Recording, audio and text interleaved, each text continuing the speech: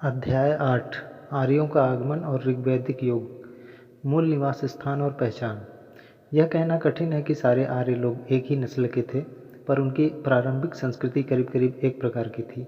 वे हिंद यूरोपीय परिवार की भाषाएं बोलते थे, जो अपने परिवर्तित रूपों में आज भी समूचे यूरोप और ईरान में तथा भारतीय उपमहादेश के अधिकतर भागों में बोली जाती है। आर्यों का मूल निवास आल्पस पर्वत के पूर्वी क्षेत्र में, जो यूरेशिया कहलाता है, कहीं पर बतलाया जाता है। आज कुत्ता, घोड़ा आदि कुछ पशुओं के नाम और भुर्ज, देवदारू, मैपिल आदि कुछ वृक्षों के नाम सभी हिंद यूरोपीय भाषाओं में समान पाए जाते हैं। ये समान शब्द यूरेशिया के पौधों और पशुओं के वाचक हैं। इनसे यह भी प्रकट होता है कि आर्यजन नदियों और वनों से परिचित थे। यह विचित्र बात है कि पर्वतवाचक समान शब्द कुछ ही आर्य भाषाओं में हैं। हालांकि आर्यों ने अनेकों पर्वतों को पार किया है। उनका धंधा मुख्यतः पशुचारण था, कृषि का स्थान गौड़ था। आर्यों के समाज में पुरुष की प्रधानता थी। आर्यों के जीवन में घोड़े का सबसे अधिक महत्व था। पालतू घोड़े पहली बार ईसा पूर्व 6वीं सहस्त्राब्दी में काला सागर और यूराल पर्वत के क्षेत्र में इस्तेमाल किए गए। 3000 ईसा पूर्व में यूराल क्षेत्र में घोड़े की लगभग 60,000 हड्डियां मिली हैं। घोड़े की तेज रफ्तार के कारण आर्यों और उनके सहयोगी जनों को लगभग 2000 ईसा पूर्व के बाद पश्चिमी एशिया में चढ़ाई करने में सफलता मिली। भारत आगमन के क्रम में आर्य लोग मध्य एशिया और ईरान पहुंचे। भारत में आर्यों की जानकारी ऋग्वेद से मिलती है, जो हिंद यूरोपीय भाषाओं का सबसे पुराना ग्रंथ है। इस वेद में आर्य शब्द का उल्लेख 36 बार है, पर सामान्यतः इससे सांस्कृतिक समुदाय का बोध होता है। ऋग्वेद में अग्नि, इंद्र, मित्र, वरुण आदि देवताओं की स्तुतियां संग्रहित हैं, जिनकी रचना विभिन्न गोत्रों के ऋषियों और मंत्रष्टाओं ने की है। इसमें 10 मंडल या भाग हैं, जिनमें मंडल 2 से 7 तक प्राचीनतम अंश हैं। प्रथम और दशम मंडल सबसे बाद में जोड़े गए मालूम होते हैं। ऋग्वेद की अनेक बातें अवेस्ता से मिलती हैं। अवेस्ता ईरानी भाषा का प्राचीनतम ग्रंथ है। दोनों ग्रंथों में बहुत से देवताओं और सामाजिक वर्गों के भी नाम समान हैं, पर हिंद यूरोपीय भाषा का सबसे पुराना नमूना इराक में पाए गए लगभग 2200 ईसा पूर्व के एक अभिलेख में मिला है। बाद में इस तरह के नमूने अनातोलिया, तुर्की में 19वीं से 17वीं सदी ईसा पूर्व के हिट्टाइट अभिलेखों में मिलते हैं। इराक में मिले लगभग 1600 ईसा पूर्व के करसाइट अभिलेखों में तथा सीरिया में मितन्नी अभिलेखों में आर्य नामों का उल्लेख मिलता है। उनसे पश्चिम एशिया में आर्य भाषा भाषियों की उपस्थिति का पता चलता है, लेकिन भारत में अभी तक इस तरह का कोई अभिलेख नहीं मिला है। भारत में आर्य भाषा भाषियों का आगमन 1500 ईसा पूर्व से कुछ पहले हुआ। उनके आगमन का यथेष्ट पुरातात्विक प्रमाण नहीं मिलता है। शायद वे छेद वाली कुल्हाड़ियों, कांसे की कटारों और खड़गों का प्रयोग करते थे। ये हथियार पश्चिमोत्तर भारत में मिले हैं। मध्य एशिया में दक्षिण तजाकिस्तान और बगल में पाकिस्तान की स्वात घाटी में घोड़े होने और शवदाह प्रथा के प्रचलन के पुरातात्विक साक्ष्य मिले हैं। इस प्रकार के साक्ष्य पाकिस्तान के पिराक क्षेत्र और उसकी गोमल यानी गोमती घाटी में भी 1500 ईसा पूर्व के लगभग मिलते हैं। याद रहे कि सुवास्तु और गोमती नदियों के उल्लेख ऋग्वेद में हैं। आरंभिक आर्यों का निवास पूर्वी अफगानिस्तान, पाकिस्तान और भारत के पंजाब तथा हरियाणा में था। ऋग्वेद में अफगानिस्तान की कुबा आदि कुछ नदियों का तथा सिंधु और उसकी 5 सहायक नदियों का नामोल्लेख है। सिंधु आर्यों की सबसे प्रमुख नदी है, जिसका उन्होंने बार बार उल्लेख किया है। उनके द्वारा उल्लिखित दूसरी नदी है सरस्वती, जिसे नदीतम अर्थात सर्वश्रेष्ठ नदी कहा गया है। इसकी पहचान हरियाणा और राजस्थान में घग्गर तथा हाकरा के सूखे स्रोतों से की जाती है। परंतु ऋग्वेद में की गई सरस्वती की चर्चा से यह लगता है कि यह अवेस्ता में उल्लिखित दक्षिण अफगानिस्तान में हरख्वती यानी आधुनिक हेलमंद नदी है। संभवतः आर्य लोग तांबा राजस्थान की खेतरी खानों से प्राप्त करते थे। आर्य लोग जहाँ प्रथमतः बसे वह सारा प्रदेश सप्त सिंधु 7 नदियों का देश नाम से प्रसिद्ध हुआ, पर इसमें अफगानिस्तान का भाग भी पड़ता था। भारत में आर्य लोग कई खेपों में आए। सबसे पहले की खेप में जो आए हैं वे ऋग्वैदिक आर्य, जो इस उपमहादेश में 1500 ईसा पूर्व के आसपास दिखाई देते हैं। उनका दास, दस्यु आदि नाम के स्थानीय जनों से संघर्ष हुआ। चूंकि दास जनों का उल्लेख प्राचीन ईरानी साहित्य में भी मिलता है, इसलिए प्रतीत होता है कि वे पूर्ववर्ती आर्यों की ही एक शाखा में पड़ते थे। ऋग्वेद में कहा गया है कि भरत वंश के राजा दिवोदास ने शंबर को हराया। यहाँ दास शब्द दिवोदास के नाम में लगता है। ऋग्वेद में जो दस्यु कहे गए हैं वे संभवतः इस देश के मूलवासी थे और आर्यों के जिस राजा ने उन्हें पराजित किया वह त्रस दस्यु कहलाया। वह राजा दासों के प्रति तो कोमल था, पर दस्युओं का परम शत्रु था। ऋग्वेद में दस्यु हत्या शब्द का बार बार उल्लेख मिलता है, पर दास हत्या का नहीं। दस्यु लोग शायद लिंग पूजक थे और दूध के लिए पशुपालन नहीं करते थे। जनजातीय संघर्ष। हम यह तो नहीं जानते कि आर्यों के शत्रुओं के हथियार कैसे थे, पर यह ज्ञात होता है कि इंद्र ने आर्यों के शत्रुओं को बार बार पराजित किया। ऋग्वेद में इंद्र को पुरंदर कहा गया है, जिसका अर्थ है दुर्गों को तोड़ने वाला। लेकिन आर्य पूर्वजनों के इन दुर्गों का हमें कोई पता नहीं है। हो सकता है इनमें कुछ दुर्ग अफगानिस्तान में रहे हों। आर्य लोग हर जगह जीतते गए क्योंकि उनके पास अश्वचालित रथ थे और उन्होंने पश्चिम एशिया और भारत में पहले इन रथों को प्रचलित किया। आर्य सैनिकों के पास शायद कवच और अन्य अच्छे अस्त्र भी थे। वैदिक आर्यों को दो तरह के संघर्षों का सामना करना पड़ा। एक ओर उनकी आर्य पूर्वजनों से लड़ाई हुई तो दूसरी ओर अपने ही लोगों के बीच। आंतरिक जनजातीय संघर्षों से आर्य समुदाय दीर्घकाल तक जर्जर रहे। परंपरानुसार तो आर्यों के 5 कबीले अर्थात जन थे, जिनका समुदाय पंचजन कहलाता था। लेकिन और भी जन रहे होंगे। ये जन आपस में लड़ते थे और कभी कभी इसके लिए आर्येतर जनों का भी सहारा लेते थे। भरत और त्रित्सु आर्यों के शासक वंश थे और पुरोहित वशिष्ठ दोनों वंशों के समर्थक थे। बाद में चलकर इस देश का नाम इसी भरत कुल के आधार पर भारतवर्ष पड़ा। इस कुल या कबीले का उल्लेख सबसे पहले ऋग्वेद में मिलता है। भरत राजवंश का 10 राजाओं के साथ विरोध था, जिनमें 5 आर्यजनों के प्रधान थे और शेष आर्योत्तर जनों के। भरत और 10 राजाओं के बीच जो लड़ाई हुई वह दाशराग युद्ध यानी 10 राजाओं के बीच लड़ाई के रूप में विदित है। यह युद्ध परुष्णी नदी के तट पर हुआ, जिसकी पहचान आज की रावी नदी से की जाती है। इसमें सुदास की जीत हुई और इस प्रकार भरतों की प्रभुता कायम हुई। पराजित जनों में पुरुजन सबसे महान थे। कालांतर में भरतों और पूर्वों के बीच मैत्री हो गई और दोनों ने मिलकर नया शासक कुल बनाया, जो कुरु के नाम से प्रसिद्ध हुआ। फिर कुरुजनों ने पांचालों के साथ मिलकर उच्च गंगा मैदान में अपना संयुक्त राज्य स्थापित किया। यहाँ कुरु पंचालों ने उत्तर वैदिक काल में बड़ा महत्व प्राप्त किया। भौतिक जीवन। ऋग्वैदिक आर्यों के भौतिक जीवन के बारे में कुछ आभास मिलता है। भारत में उनकी सफलता के कारण थे घोड़े, रथ और संभवतः कांसे के कुछ बेहतर हथियार भी, जिनके बारे में हमें पुरातात्विक प्रमाण नाम मात्र के मिले हैं। संभवतः उन्होंने आरा वाला पहिया भी चलाया, जो सबसे पहले कॉकेसस क्षेत्र में 2300 ईसा पूर्व में प्रयोग में लाया गया। जब वे इस उपमहादेश के पश्चिमी भाग में बसे तब उन्हें राजस्थान की खेतरी खानों से तांबा मिलता रहा होगा। ऋग्वैदिक लोगों को खेती की बेहतर जानकारी थी। ऋग्वेद के प्राचीनतम भाग में फाल का उल्लेख मिलता है। हालांकि कुछ विद्वान इसे प्रक्षिप्त पाठ मानते हैं। शायद वह फाल लकड़ी की रही होगी। उन्हें बुवाई, कटाई और दावनी का ज्ञान था।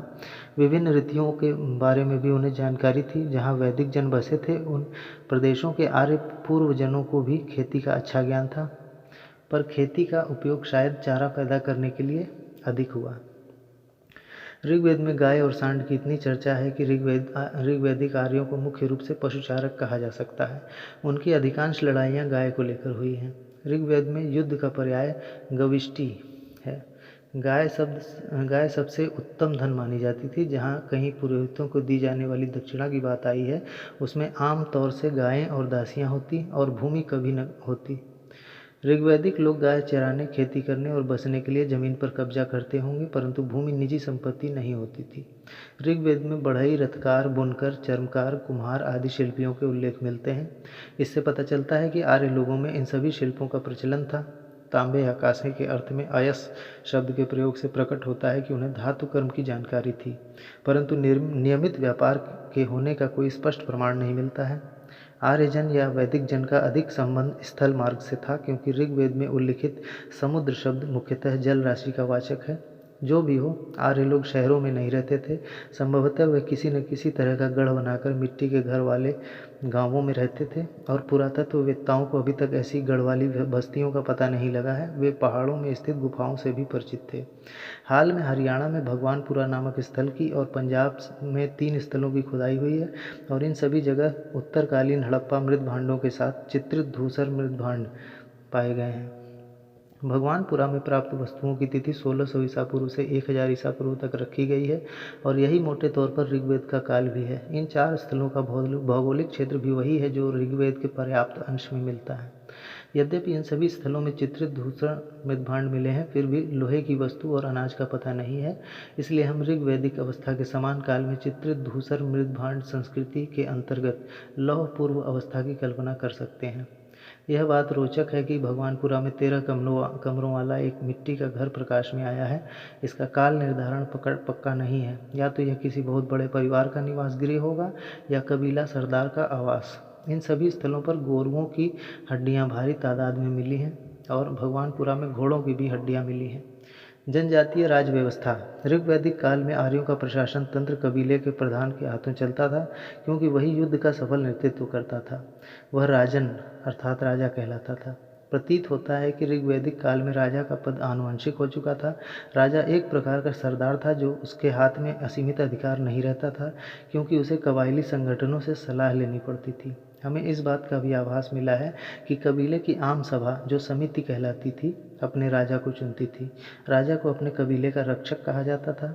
वह कबीले के मवेशी की रक्षा करता था, युद्ध में लड़ता था और उसकी ओर से देवताओं की प्रार्थना करता था। ऋग्वेद में कबीलों या कुलों के आधार पर बने बहुत से संगठनों के उल्लेख मिलते हैं, जैसे सभा, समिति, विदथ, गण। ये संगठन विचार विमर्श करते थे तथा सैनिक और धार्मिक कार्य देखते थे। ऋग्वैदिक काल में स्त्रियां भी सभा और विदत में भाग लेती थीं। सभा और समिति, ये दोनों संगठन इतने महत्वपूर्ण थे कि प्रधान या राजा भी समर्थन के लिए इनका मुंह जोते रहते थे। दैनिक प्रशासन में कुछ अधिकारी राजा की सहायता करते थे। सबसे महत्वपूर्ण अधिकारी पुरोहित होता था। ऋग्वैदिक काल में वशिष्ठ और विश्वामित्र दो महान पुरोहित हुए। वशिष्ठ रूढ़िवादी थे और विश्वामित्र उदार। लोगों को आर्य बनाने के लिए विश्वामित्र ने गायत्री मंत्र की रचना की। पुरोहित राजा का कर्तव्य का उपदेश देते थे, उनका गुणगान करते थे और बदले में गायों और दासियों के रूप में प्रचुर दान दक्षिणा पाते थे। पुरोहित के बाद शायद सेनानी का स्थान था, जो भाला, कुठार, तलवार आदि शस्त्र चलाना जानता था। हमें ऐसे किसी अधिकारी का पता नहीं चलता जो कर वसूलता हो। संभवतः प्रजा स्वयं राजा को उसका अंश स्वेच्छा से दे देती थी। इस अंश का नाम बलि अर्थात चढ़ावा था। युद्ध में प्राप्त भेंट और लूट की वस्तुएं वैदिक सभा में बांट दी जाती थी। ऋग्वेद में किसी तरह के न्यायाधिकारी का उल्लेख नहीं है, लेकिन वह कोई आदर्श समाज नहीं था कि जहाँ इसकी जरूरत न रही हो। चोरी और सेंधमारी होती थी और गायों की चोरी तो विशेष रूप से होती थी। ऐसी समाज विरोधी हरकतों को रोकने के लिए गुप्तचर रखे जाते थे। अधिकारियों के पदनामों से नहीं लगता है कि वे भूभाग पर शासन करते थे, फिर भी लगता है कि कुछ आधिकारिक क्षेत्रों से जुड़े थे। चरागाहों और आबाद गांवों पर उनके विशेष अधिकार थे। चरागाह या बड़े जत्थे का प्रधान व्राजपति कहलाता था। वही परिवारों के प्रधानों को, जो कुलपा कहलाते थे, अथवा लड़ाकू दलों के प्रधानों को, जो ग्रामणी कहलाते थे, साथ करके युद्ध में ले जाता था। आरंभ में ग्रामणी छोटी सी कबायली लड़ाकू टोली का मुखिया होता था, पर बाद में जब ऐसी टोली स्थिरवासी हो गई तब ग्रामणी सारे गांव का मुखिया हो गया और कालांतर में वही व्राजपति बन गया। राजा कोई नियमित या स्थायी सेना नहीं रखता था, लेकिन युद्ध के समय स्वजनों की सेना संगठित कर लेता था। व्रात, गण, ग्राम और सर्द नाम से विदित विभिन्न कबायली टोलियां लड़ाई लड़ती थीं। कुल मिलाकर यह कबायली ढंग का शासन था, जिसमें सैनिक तत्व प्रबल होता था। नागरिक शासन या प्रादेशिक प्रशासन जम नहीं पा रहा था, क्योंकि लोग निरंतर स्थान बदलते और फैलते जाते थे। कबीला और परिवार। सामाजिक संगठन का आधार गोत्र या जन्मूलक संबंध था, जैसा कि कई ऋग्वैदिक राजाओं के नामों से ज्ञात होता है।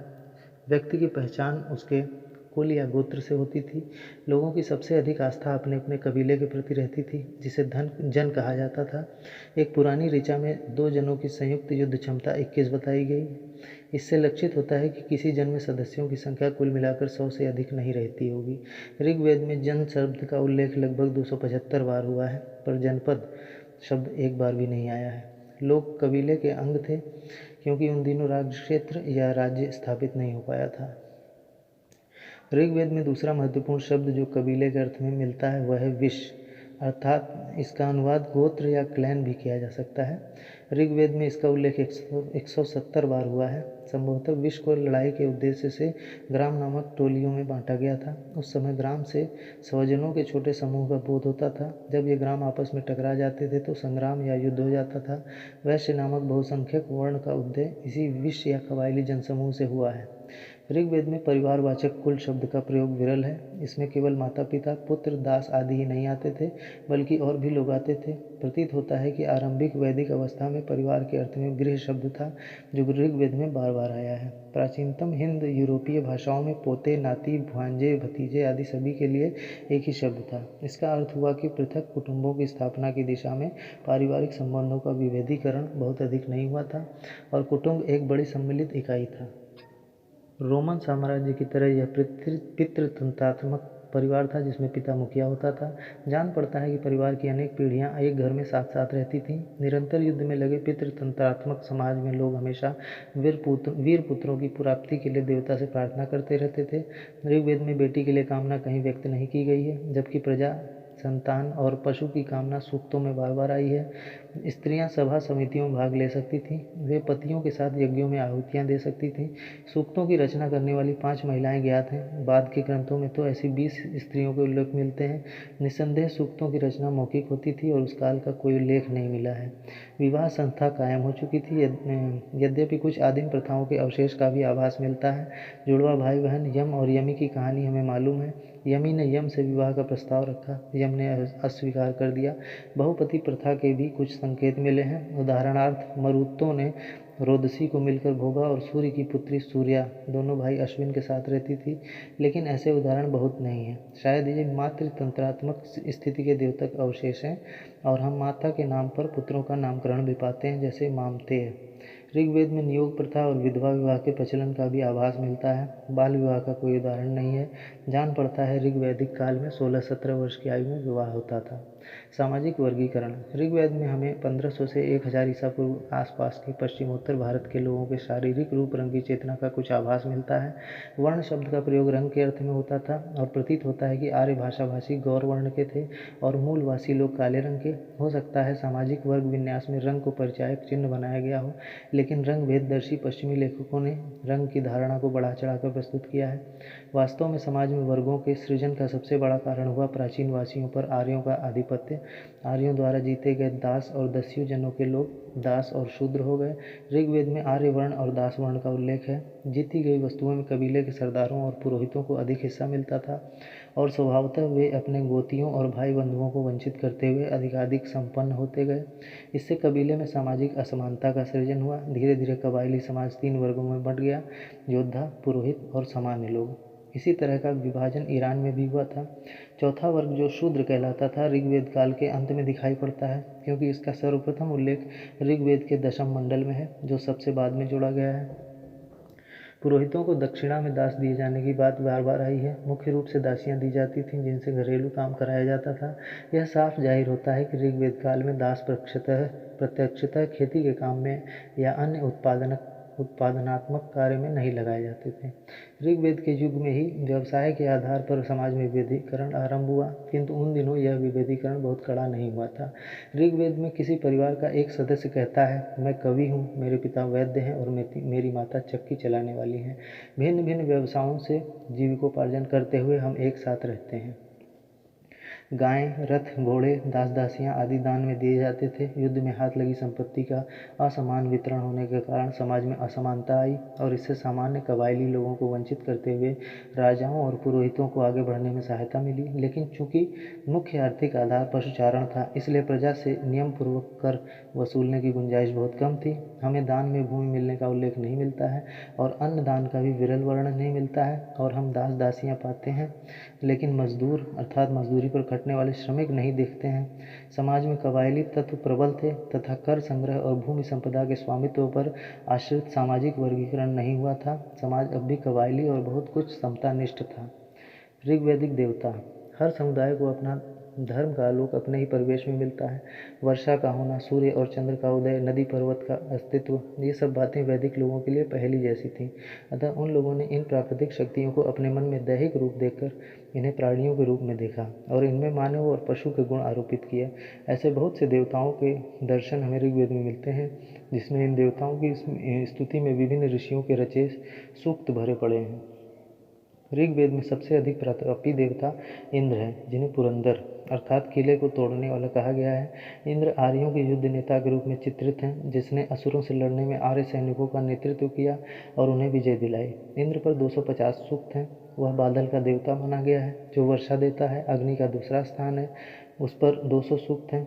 आदिम अवस्था के लोगों में अग्नि की भूमिका बड़े महत्व की रही, क्योंकि इससे वे जंगलों को जलाना, खाना पकाना आदि काम लेते थे। अग्नि की उपासना न केवल भारत में अपितु ईरान में भी जागृत रही है। वैदिक काल में अग्नि ने देवताओं और मानवों के बीच मध्यस्थ का काम किया है। समझा जाता था कि अग्नि में डाली जाने वाली आहुतियाँ धुआं बनकर आकाश में चली जाती हैं और अंततः देवताओं को मिल जाती हैं। तीसरा स्थान वरुण का है, जो जल या समुद्र का देवता माना गया है। उसे ऋतु अर्थात प्राकृतिक संतुलन का रक्षक कहा गया है और समझा जाता था कि जगत में जो भी घटना होती है वह उसी की इच्छा का परिणाम है। सोम वनस्पतियों का अधिपति माना गया है और एक मादक रस का नाम उसी के नाम पर पड़ा है। ऋग्वेद के बहुत से सूक्तों में एक प्रकार के पौधे से, जिसकी पहचान अभी तक पक्की नहीं हो पाई है, सोम रस बनाने की विधि बताई गई है। मरुत आंधी के देवता हैं। इस प्रकार हमें इसमें ऐसे बहुत सारे देवताओं के उल्लेख मिलते हैं जो किसी न किसी रूप में प्रकृति की विभिन्न शक्तियों के प्रतिरूप हैं और साथ ही मानवोचित व्यवहार भी करते हैं। देवताओं में कुछ देवियाँ भी हैं, जैसे अदिति और उषा, जो प्रभात समय के प्रतिरूप हैं, किंतु ऋग्वेद काल में देवियों की प्रमुखता नहीं थी। उस काल के पितृतंत्रात्मक समाज में देवों का बोलबाला देवियों से कहीं अधिक था। देवताओं की उपासना की मुख्य रीति थी स्तुति पाठ करना और यज्ञ बलि अर्पित करना। ऋग्वैदिक काल में स्तुति पाठ पर अधिक जोर था। स्तुति पाठ सामूहिक भी होता था और अलग अलग भी। सामान्यतः हर कबीले या गोत्र का अपना अलग देवता होता था। लगता है कि स्तुति पाठ कबीले या गोत्र भर के लोग समवेत स्वर में करते थे। यज्ञाहुतियों में भी यही बात होती थी। इंद्र और अग्नि समस्त जन द्वारा दी गई बलि ग्रहण करने के लिए आहूत होते थे। बलि या यज्ञाहुति में शाक, जौ आदि वस्तुएं दी जाती थीं, परंतु ऋग्वैदिक काल में ये वस्तुएं चढ़ाते समय कोई अनुष्ठानिक या याज्ञिक मंत्र नहीं पढ़े जाते थे। उन दिनों शब्द में किसी जादुई असर का होना उतना नहीं माना जाता था जितना उत्तर वैदिक काल में माना जाने लगा। ऋग्वैदिक काल के लोग देव आराधना को क्यों करते थे? वे लोग आध्यात्मिक उत्थान या जन्म मृत्यु के कष्टों से मुक्ति के लिए ऐसा नहीं करते थे। वे अपने देवताओं से संतति, पशु, अन्न, धान्य, आरोग्य आदि पाने की कामना से उनकी उपासना करते थे।